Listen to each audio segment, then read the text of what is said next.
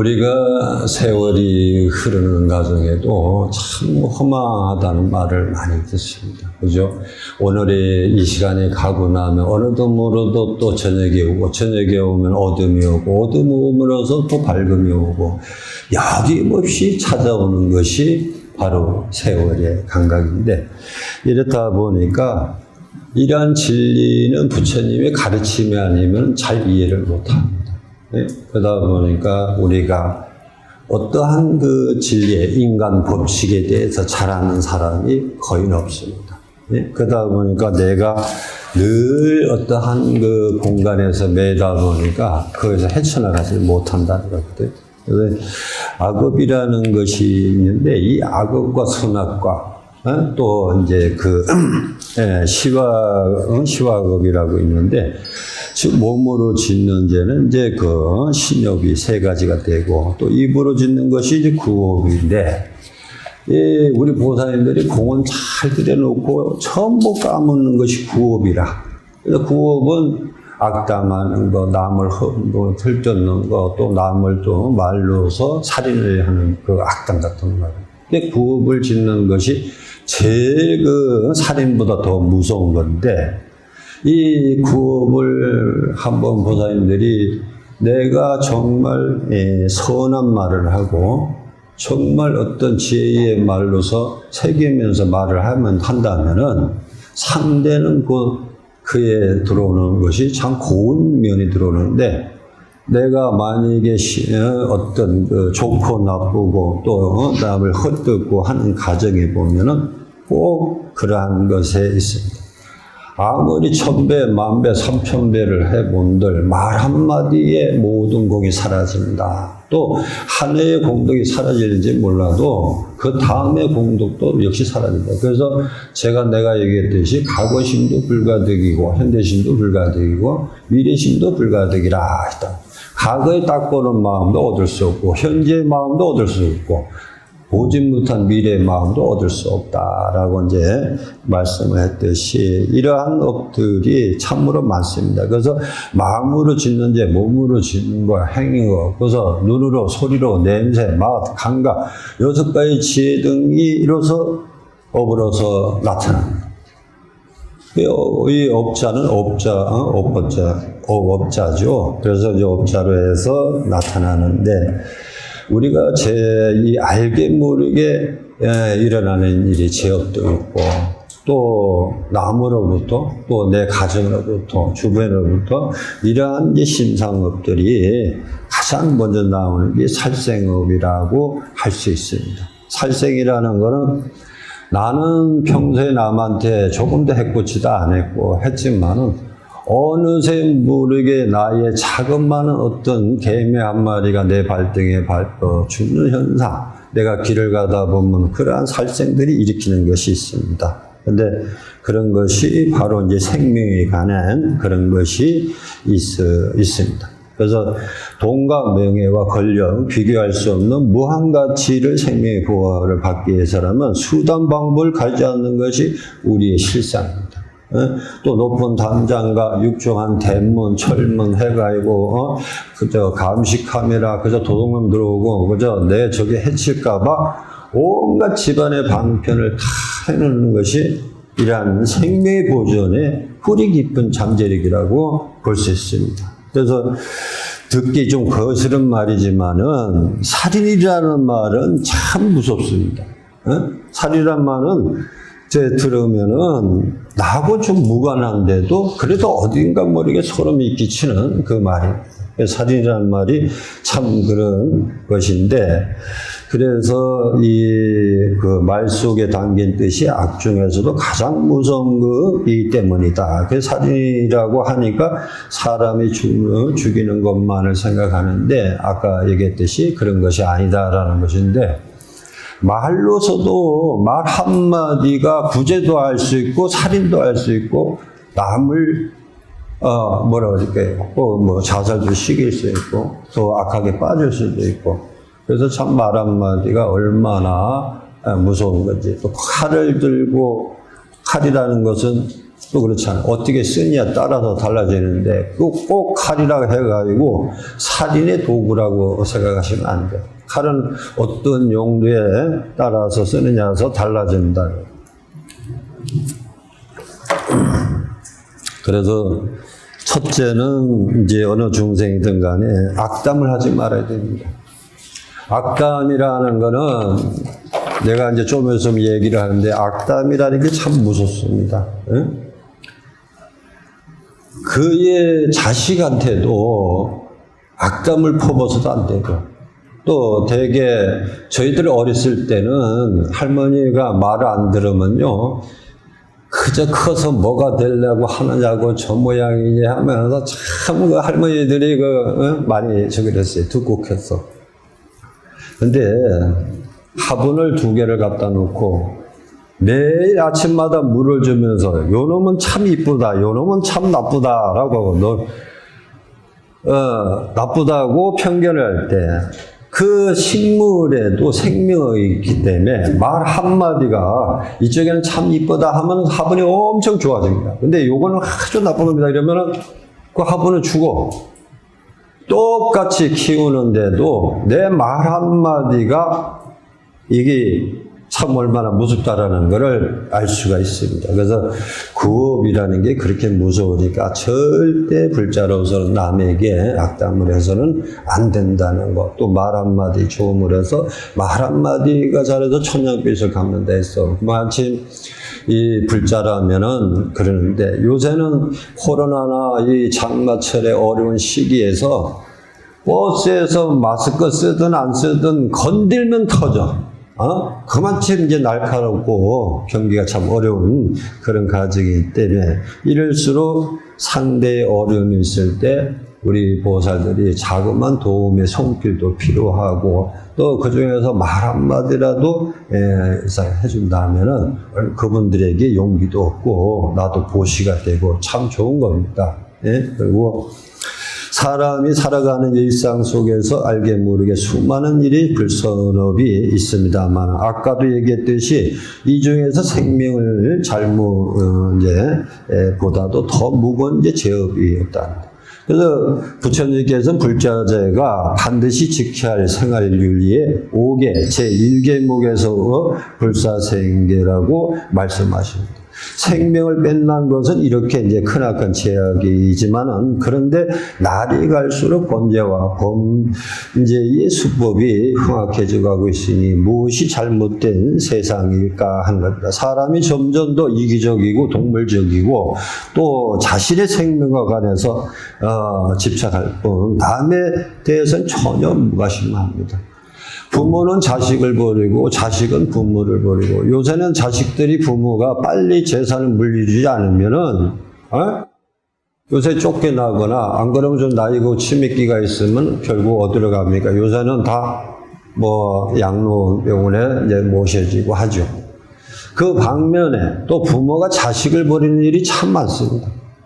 자식을 살생도 하고 버리기도 하고 이 때문에 거의 보면은 참 그런 관계가 좀 많죠. 그래서 부부나 부모 자식 간에도 만난 중에도 이와 같이 원한이 맺힌 인연을 만나면 한평생 원수처럼 지낸다라는 거예요. 이 말은 태어난 전생업으로서 한 가족의 천륜 관계나 부부 연애나 자식 연을 맺었을 때 그 악업으로서 인연된다면은 그 자손은 태어나자마자 부모를 평생을 속을 시킵니다. 속을 시키고 애를 태우고 그런 적이 있듯이 또 그러한 원한 관계가 혈연이 관계면서 또 미움과 증오, 갈등돼 남들은 화목한데 그 집안에는 그저 형제가 아니라 부모가 아니라 그저 원수로 지냅니다. 맨날 늘 소리가 나고 조용할 날이 없죠. 그런데 이게 이제 자세히 보면 전생업으로서부터 이러한 악연을 가지고 태어난다. 또한 이제 부모에게 아픔을 주는 것은 뭡니까? 가장 효자로 들었던 자손들이 어느 날 부모에게 가히 효자하다가 어느 날 갑자기 죽어지는 그런 이치가 된다면 글쎄 그 부모는 하늘이 무너지듯 갈기갈기 마음이 찢을 아픔을 얻죠. 이런 것을 볼 때는 가족의 일체에 일어나는 일도 있지만은 또 부모로서도 그렇습니다. 부모가 늘 한 그 자리에 있다고 생각했는데 어느 날에 돌아가시고 나는 그 자리에는 부모가 안 계실 때하고 계실 때하고 너무나 많은 차이가 난다는 거예요.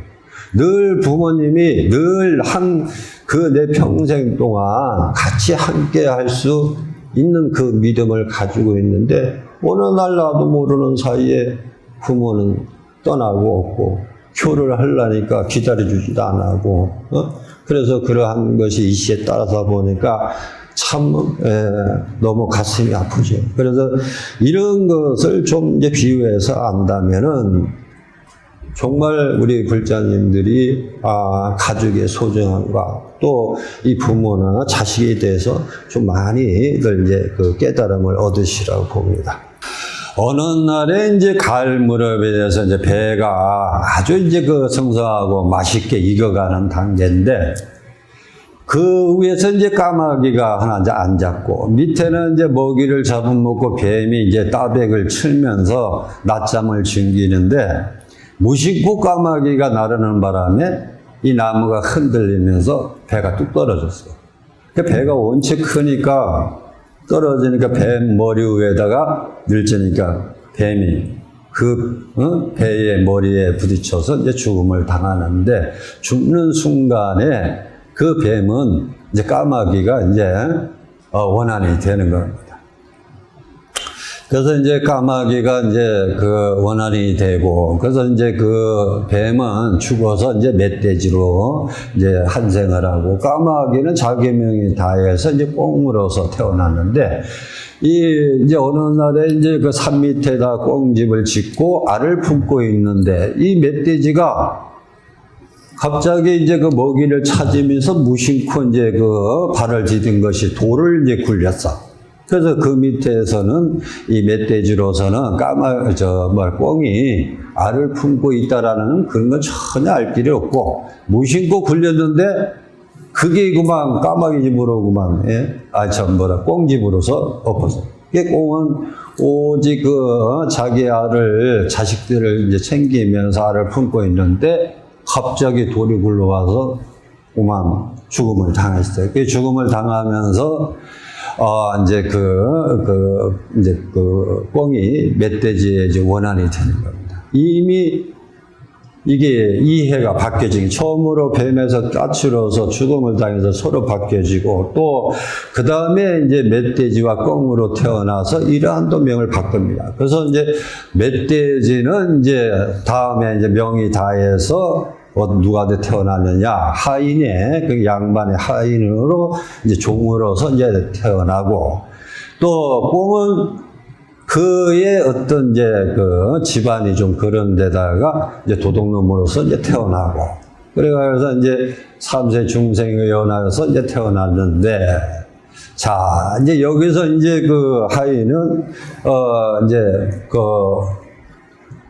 태어나면서 어느 날 이제 지게를 지고 남하로 이제 산을 갔어요. 산을 갔는데 산에 나도 모르는 사이에 어디 그 길에 올라가다 보니까 목탁 소리와 연불 소리가 나더라는 겁니다. 그래서 연불 소리를 듣고 그 연불 소리에 빠져서 도착한 곳이 자그마한 암자에 도착을 했어요. 그 자그마한 암자에 도착을 해서 거기 이제 들어가니까 노스님이 이제 그 연불을 하고 기도를 하고 있더라고요. 근데 이게 이제 하인은 그 연불 소리가 너무 그 정겨롭고 마음이 편안하고 안정되고 뭔가가 있다 보니까 그 위에 큰 스님이 이제 연불 마치고 하인에게 어서 오너라. 내 아내도 너를 기다리고 있었느니라 했거든. 그러니까 이제 하인은 어리벙벙하죠. 그래서 이제 그 하인이 이제 듣다가 여기 앉아보거라. 그래서 앉아보면서 뭐라 그랬냐면은 네가 이렇게 사는 것이 힘들지 않느냐라고 하니까 예, 힘이 들지는 않습니다. 그러면 네가 이렇게 행하는 것보다 스님이 되는 길이 어떻게 했느냐라고 물으니까, 이제 아버님, 어머님이 하인이고, 또, 근데 나 때문에 어머니가 더 힘들기 때문에 스님 된다라는 거는 정말 희망적이다라고 했어요. 그러니까 이제 큰 스님이 하는 말이, 그럼 네가 이 길로 가서 어머니에게 내 말을 하고 전달을 해라, 부모에게. 그러면 반드시 승낙할 것이다. 그래서 이제 이 무예 스님이 이제 나무를 한 짐을 줬어요. 나무 한 짐을 주고 이제 하인은 이제 확 좋아서 이제 내려왔어. 내려와가지고 그 이제 큰 스님 얘기를 이제 부모님에게 다 얘기를 하는 겁니다. 하면서 뭐라 하냐면 부모님이 네가 장가를 가서도 애를 낳아도 맹상놈의 그래도 하인이고, 그렇다고 그 하인의 종자가 벗어날 수 없고 하니까 네가 출가하는 것이 좋다. 네가 공부 열심히 해서 훌륭한 스님이 되면 좋겠다라고 이제 허락을 했습니다. 그래서 이제 하인은 바로 이제 그 산으로 들어가서 입산을 했습니다. 입산을 하면서 정말 그 입산을 이제 하면서 큰 스님이 시킨 대로 이제 들어가서 수행을 합니다. 수행을 하고 1년 동안은 그 절도당에서 늘 내가 수행을 하고 있다가 이제 백중이 다가왔어요. 백중이 다가와가지고 그 큰 스님이 이제 그 하인을 이제 머리를 깎이고 삼위계를 해서 바루를 주면서 이제 그 훈습을 받습니다. 그래가지고 그 내리면서 백중날에 이제 계율을 내리고 이제 승으로서 이제 임하죠. 그때서 이제 스님이 이제 큰 스님이 하는 말이 네가 앞으로 살 날이 100일밖에 없다는 거야. 100일 후에 가면 너는 반드시 죽음을 못 면한다라는 거거든. 사람으로서는 진짜 어떻게 할 수가 없는 그런 이제 업이다라고 했습니다. 그러니까 이 참 하인이 수정 이름은 이제 그 수정이라고 하는데 수정 스님이 이 말을 듣고 나니까 너무 어이가 없는 거예요. 한간에 100일 후에 죽는다 그러니까 뭐 어떻게 할 수 없잖아. 그러니까 이제 그러면 큰 스님이 어떤 방편을 좀 일러달라 그랬더니 네가 하루에 신모장보 대다라니를 100편씩 하고 하루에 3,000배씩 올려서 100일 기도를 하라는 거야. 그러면은 반드시 관세음보살님이 놔두셔서 너를 구제해 줄 것이다. 라고 했거든. 그러니까 이제 그 수정 스님은 100일 동안은 이제 그 하루에 이제 말같이 신모장고 대다라니 그것을 뭐 백독을 하고 매일 3,000배를 하면서 약 80일까지 그렇게 하고 있는데 몸과 마음이 다 지치고 허기하고 먹을 것도 제대로 못 먹고 아주 이제 겨우 이제 버티고 있는 거예요. 그래도 아무 그게 없으니까 이 이제 수정 스님이 너무 이제 이게 길다 보니까 그래도 죽을 힘을 다해서 100일을 마쳤습니다. 100일을 마치니까 아침에 이제 하고 저녁에 이제 100일 기도를 이제 그 3,000배를 마치고 너무 몸과 마음이 지쳐서 법당에서 그냥 쓰러져서 이제 잠이 들었는데 그게 바로 이제 3세의 관세음보살님이 비춰주는 거예요. 까마귀하고 이제 그 뱀의 이제 인연 관계, 또 그 다음에 이제 멧돼지와 꽁의 관계 한세인데, 이 멧돼지는 다행히도 산에 살생은 하지 않고, 그래도 이 뭐 칡뿌리 나무를 기준해서 먹다 보니까 그나마 살생업을 면해서 하인으로 태어난 거고, 그 이제 꽁으로 태어나고 이제 까마귀로 태어나는 거는 남의 농사를 잔뜩 지어놓으면 이놈의 그 까마귀가 거기서 맨날 훔쳐 먹다 보니까 그 해의 중생으로 태어나는 게 바로 이제 도둑놈으로 태어나는 거예요, 이제. 그래서 이제 그러한 이제 삶의 연관들을 이제 쭉 지켜오는데, 그래서 관세음보살 이제 보사님이 이제 지켜보는 과정에 이 하인은 이제 수정스님이죠. 수정스님이 이제 장대열에서 있는데 그 도둑놈이 갑자기 들어오더니 칼을 뽑아가지고 찌르더라, 이게. 그러니까 이제 스님이 그만 깜짝 놀래가지고 막 눈을 떴어. 떠니까 간센보살님이 딱 나타나시는 거예요. 간센보살님이 나타나서 그러한 이제 그 감노수를 주는데, 감노수를 한 잔 딱 먹고 나니까 눈이 열리고 사방귀가 다 열리고 환한 게 너무 온온하고 빛이 나는 그런 현상이 생겼어요. 그래서 이제 수정 스님은 그의 이제 간센보살님을 이제 받고, 너는 오늘 안에 네가 잠이 들지 말고 네가 방에다가 잠자는 형상을 만들어 놓고 다락방에서 지켜보거라. 그러면은 반드시 너의 원한 관계가 나타나서 너를 이유도 없이 어떤 적이도 없이 너를 찌를 것이다. 그러면 그때서 나타나서 네가 이 삼세 연애를 얘기를 해주고 하면은 반드시 깨우칠 것이다 라고 했습니다. 그래서 이제 다락방에서 이제 그 잠자는 형상을 만들어 놓고 가만히 이제 지켜보니까 이 도둑놈이 무조건 들어오더니 이유도 없이 칼로서 이제 찌르는 거예요. 그래서 이제 칼로 찌려놓고 도둑놈은 후회를 합니다. 이때까지 나무꾼을 훔치고 해봤지만 살인이라는 거는 내가 처음인데 어떻게 할지 모르는 거야. 그래서 이제 다락방에서 이제 내 이놈하고서 이제 수정 스님이 나와서 이제 하니까 이거만 도둑놈이가 무릎 꿇고 그냥 빌고 또 빌어서 참회를 하는 거예요. 그래서 이제 이 수정 스님이 어떻습니까? 그로 이제 삼세연을 가르쳤어요. 가르쳐서 너하고 나하고 이러한 삼세가 계속 악연으로 왔다라는 겁니다. 그래서 와서 그러니까 이제 그런 얘기를 다 해주고 하니까 이제 도둑이 참회를 합니다. 그래서 이제 수정 스님은 그 도둑의 그 사람을 이제 머리를 깎여서 승복을 입고 그 상자를 삼았죠. 삼아서 굉장히 유명한 그러한 이제 수정 스님으로서 이제 그 한생을 하신 겁니다. 그런데 이 업이 만약에 이 업이 아까도 얘기했지만은 만약에 내가 산돼지인데 산돼지가 부모가 되고 만약에 도둑놈이 자식이 된다면은 어떻게 되겠습니까? 자식은 부모 재산을 다 혼천이겠죠. 그건 억지로 안 되는 거예요. 그 업에 관련해 있으니까.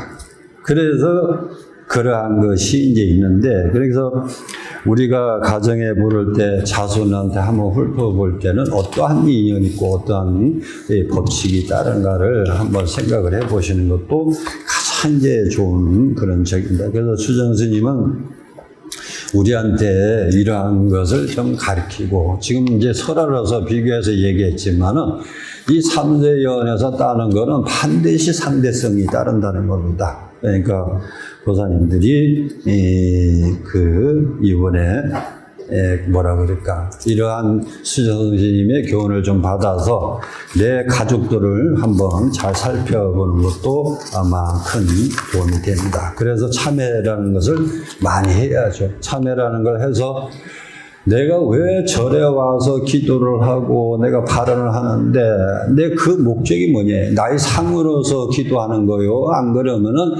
나의 신심으로서 하는 건지, 또 내 가족을 위해서 하는 건지, 정말 나의 전생을 소멸하고자 하는 것인지, 정말 원을 세워야 이룰 수 있다라는 겁니다. 그래서 우리가 이 다심통이라 그래요. 얻은 수정은 삼위는 전생에 자신의 잘못으로 죽은 그러한 이제 까마귀와 이제 그 뱀의 이야기가 연관이 되어 있습니다만은, 이러한 것을 보면 사람이 나고 죽는 데는 그게 축생이고 이거 별 차이가 없습니다. 그런데 내가 지금의 중생심으로 살아있을 때 업장을 소멸 못하면은 다음에 축생으로 태어난다면은 얼마나 기가 막힐 거 아니냐. 이왕 내가 불자고 내가 또 하나의 만약 부처가 된다면은 글쎄요, 어떻게 해야 돼? 성불을 이뤄서 정말 내 가정에 그런 업장을 소멸할 수 있는 그런 사람, 그런 불자가 돼야 된다라는 것을 교훈을 삼으십시오. 그리고 수정 스님은 이제 지나간 각을 이제 설명도 잘 해드리고 또 이렇게 해서 왔다라니까 도덕에 인정을 해서 그 스님이 이제 머리 깎고 출가를 해서 아주 큰 스님이 되셨지만은 화력입니다. 그래서 오비락이란 말은 인류의 윤희고를 확실하게 깨달아야 됩니다. 윤희고라는 것은 보살님들이 뭐 어배고 윤희고 뭐 다 있는데 이런 것을 가지고 내가 절에 가면 어떻게 하고 내가 어떻게 소멸해야 된다라는 겁니다. 그 과거심도 불가득이고 현가심도 불가득이고 미래심도 불가심이다. 그런데 삼세심도 불가득이 해서 상은 낮춰야 돼. 아무리 내가 잘 알고 법화경을 달달 읽고 금강경을 달달 이운다 하더라도 그걸 내색을 하고 상을 높이고 안다고 해서 상대를 뭉개고 까뭉개고 어떤 그런 흠이 된다고 하면은 이거는 그러한 것이 절대 공덕이 되지 않아요. 그러니까 캄캄한 밤에 등 하나가 만약에 밝혀진다면은 얼마나 밝음이 느끼느냐 하는 것을 다릅니다. 만약에 내가 계단이지만은 계단을 내려가는데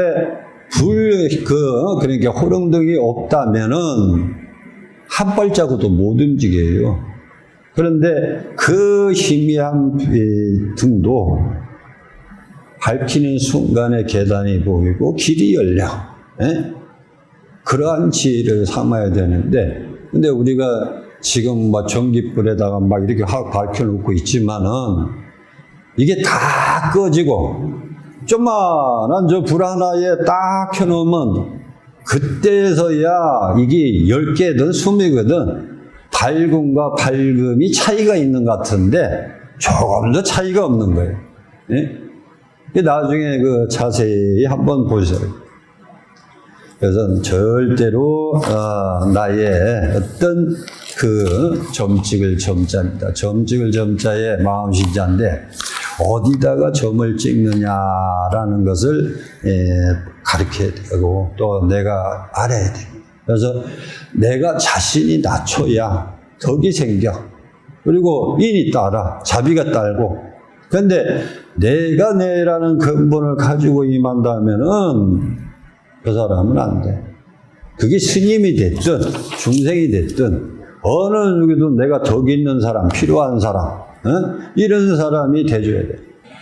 그래서 보살들이 내가 나이가 좀 드시면은 너무 이제 짧은 그 생각을 하시는 분들이 참 많아요. 근데 내가 부처님의 공덕을 닦는 기간을 한번 생각해 보시면 지금이 만약에 70이면 나중에 10년 가면 80이요. 80인데 그때 가서 내 청수경을 만약에 외울 수 있을까? 늘 젊었을 때 줄줄줄 외우던 그 청수경도 어느 한 순간에부터 자꾸 지혜가 떨어지죠. 그러다 보니까 정법진하고 그 다음에 뭐더라 하는 식이요. 그건 어쩔 수가 없습니다. 세월이 흐르면서 하지만은 그래도 그 한 보사님이 늘 라마비탑을 늘 날마다 찾습니다. 근데 그 며느리가 가르쳐 주는 것이 저번에 김천지라는 것을 가르치는 바람에 내가 나이가 들어서 아미타불이라는 것을 늘 이제 외우고 있다가 저녁에 자고 나고 아침에 일어나니까 그 아미타불을 가득하게 잊어버리는 거예요. 아무리 생각해도 생각이 안 나는 거예요. 그러니까 이제 며느리한테 물으니까 저건 너 김천지라고 하던데요 하는 거예요.